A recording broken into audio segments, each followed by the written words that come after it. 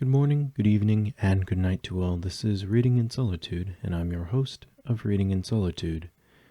When learning to write, there is one thing new writers must understand to figure out where to start. Oftentimes we go about trying to learn to write online by clicking through as many different writing tutorials and guides as we can for tips on improving our writing. And we implement all these tips into our works thinking that will make our work better. After all, the kind person online said that it would. But it doesn't always make things better. Sometimes the tips given simply don't apply to us or the stories that we wish to tell. Sometimes the information given contradicts what you've learned in previous tutorials. If the presenter that you're watching is exceptionally good at their craft, they might tell you that there are times to use certain techniques and how you might implement those techniques, where and when they should be used. But the unfortunate thing is, many simply do not do that. I think what many writers fail to understand that makes the writing process exceptionally hard for them is not knowing why they use certain tools in their writing, nor when it is appropriate to do so. I think a lot of authors just simply don't know why they are writing in the way that they're writing.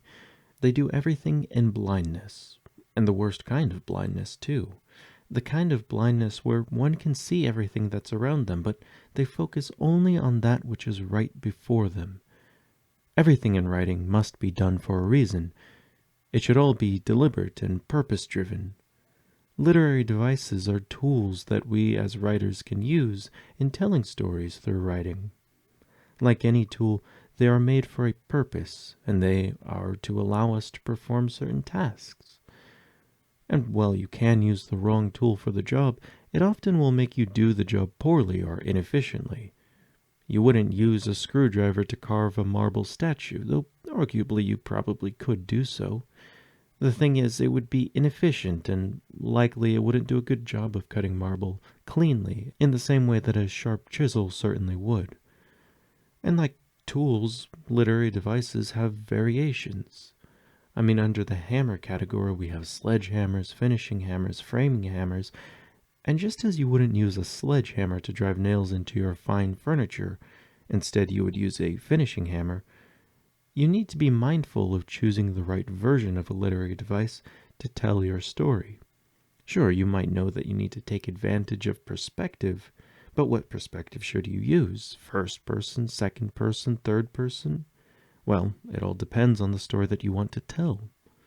In the game of chess, a smart player moves every piece with his and his opponent's next moves in mind.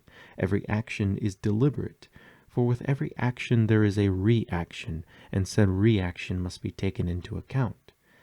Everything that you do in your writing should be done deliberately, even if you choose to do nothing with an event or a person in your writing, even if you feel that there is no reason, I assure you that there is. A random kissing scene, for example, might seem like there's no reason to throw it in, but maybe you just put it in because you felt like it, and that is a valid reason. Cool robot shark cage match in a medieval kingdom. Maybe you did it because you thought it sounded cool. And sure, just because you have reasons, it doesn't mean that they'll always be good reasons, at least not in everybody's eyes or in every situation. Like I stated, for every action there's a reaction. Sometimes your actions might elicit negative reactions from your audience.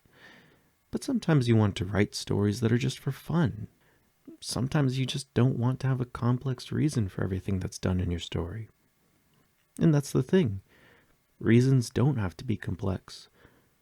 They can be as simple as just wanting to write a story to have fun. They can be as simple as wanting to do something because it's cool, or wanting to write about a character because he or she is hot in your opinion. And with that in mind, there are always ways to use your tools to maximize your fun.